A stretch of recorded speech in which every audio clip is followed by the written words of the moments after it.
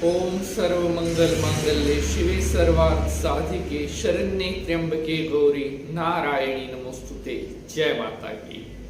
नमस्कार, मैं पंडित नितिन शास्त्री आप सभी भक्तों का आज के एपिसोड पर बहुत बहुत स्वागत करता हूँ। आज मैं आपको बताने वाला हूँ घर पे जलाई जाने वाली जोत के कुछ ऐसे नियम जो आपको जानना बहुत ज़रूरी है।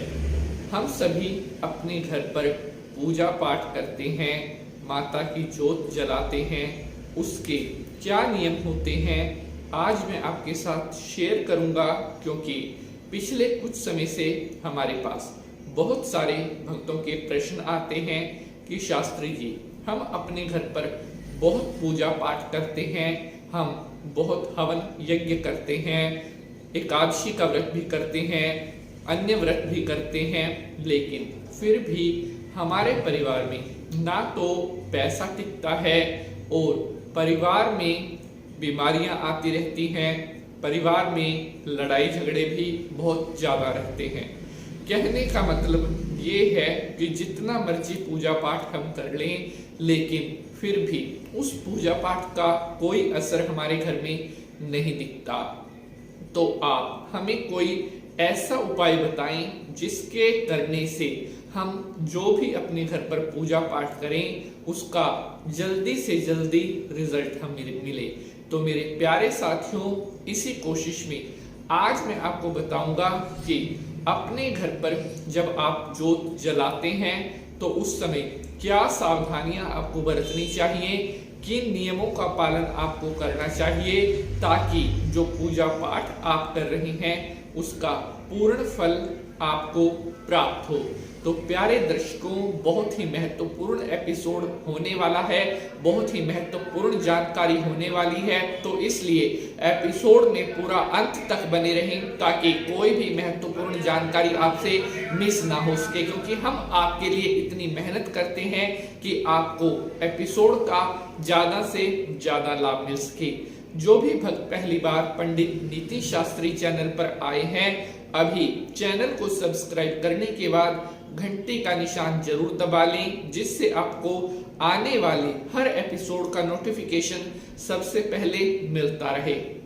तो चलिए अब माता रानी को नमस्कार करते हुए आज के एपिसोड की शुरुआत करते हैं। जय माता की। तो मेरे प्यारे बंधुजनों, मैं पंडित नितिन शास्त्री हाजिर हूं आप सभी के सामने आज के नए एपिसोड के साथ। अक्सर जब हम अपने घर पर पूजा पाठ करते हैं, जोत जलाते हैं, उस समय कई बार हमसे अनजाने में कुछ ऐसी गलतियां हो जाती हैं जिसके कारण ना चाहते हुए भी हमें कुछ पाप भोगने पड़ते हैं या कुछ कष्टों का सामना करना पड़ता है।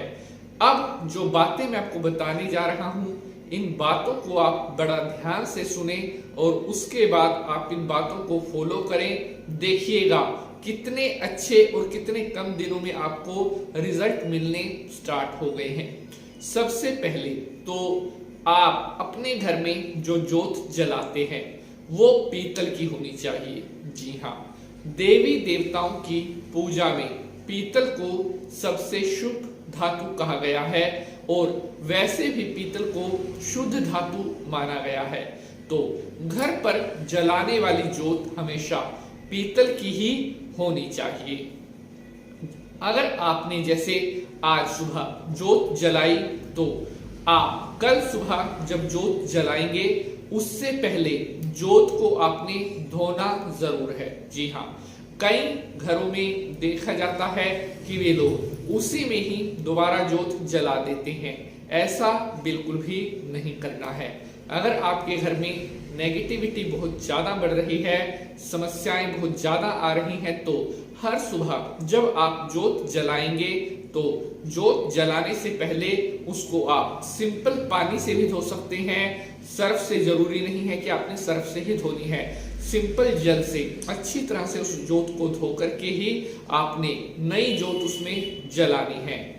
अब बात करते हैं अगले पॉइंट के बारे में। साथियों, जिस समय अपने घर में आप जोत जला रहे होते हैं उस समय अपने मन में कोई भी ऐसा विचार ना लेकर के आए जिसका असर आपकी पूजा पर पड़े, आपके मन में कोई भी चिंता, कोई भी स्ट्रेस क्यों ना चल रहा हो, जिस समय आप अपने घर के मंदिर में बैठ करके ज्योत जला रहे हैं, प्रभु का नाम ले रहे हैं, उस समय सभी विचारों को अपने मन से हल्का कर देना चाहिए। बढ़ते हैं आगे।